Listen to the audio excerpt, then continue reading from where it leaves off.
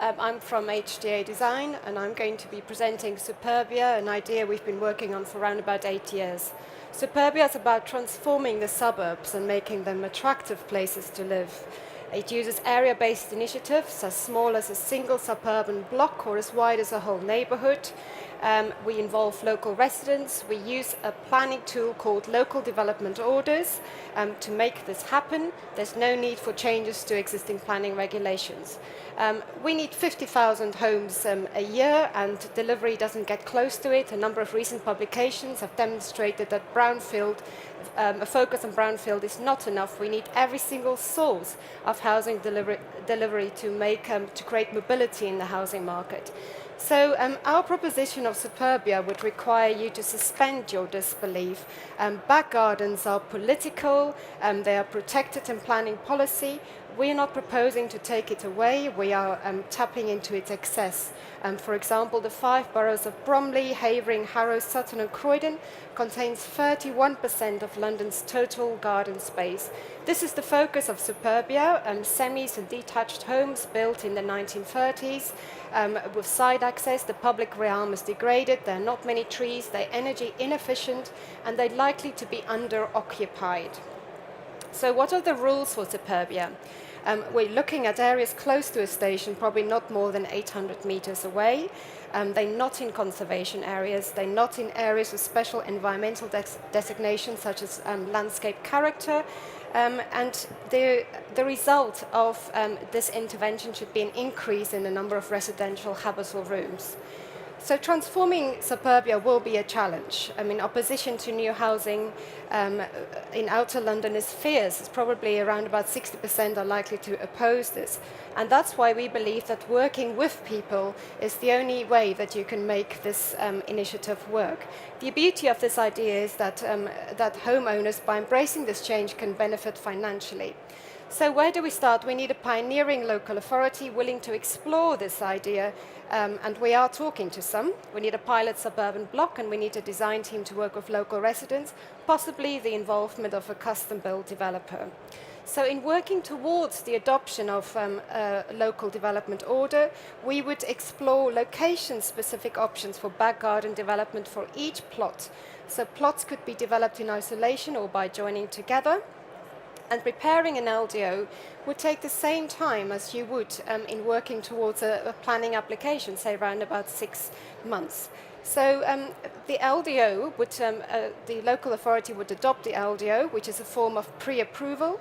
It is adopted with a plot passport, which sets out the rules for development, and it's similar to the Dutch custom-built model.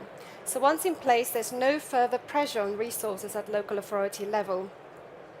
This is what a plot passport would look like.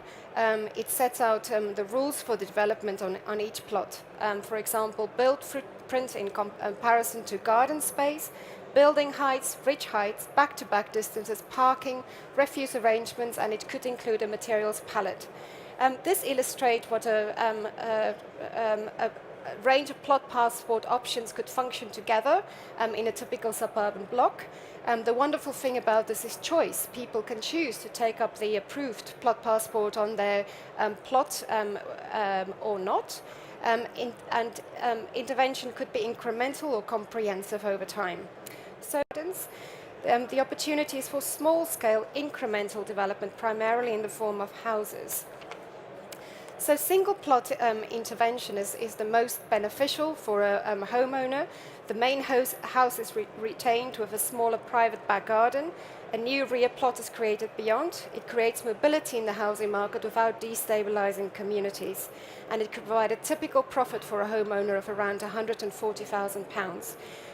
This starter home enables our couple, Ben and Emily, there to not only get onto the housing ladders, but to purchase a new home with a private back garden. They can save thousands of the £375,000 market value by choosing to finish some of the interior finishes themselves.